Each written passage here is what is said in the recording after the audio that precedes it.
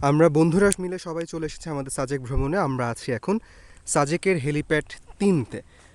আমার সামনে আপনারা যে পাহাড়গুলো দেখছেন, সীমান্ত ছুঁয়ে যাওয়া যে পাহাড়গুলো, সেগুলো বাংলাদেশের অংশ এবং মেঘও পাহাড়ের সাথে খুব সুন্দর এক মেলবন্ধন করেছে। মেলবন্ধন।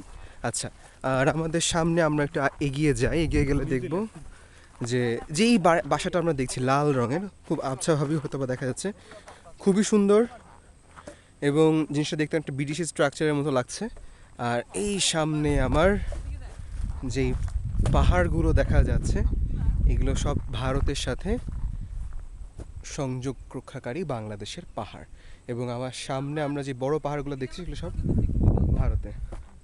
এবং হেলিপ্যাডের মধ্যে রাশেদ কিক কিক খেলছে, দুরন্ত গতিতে এগিয়ে আসছে রাশেদ ভাই।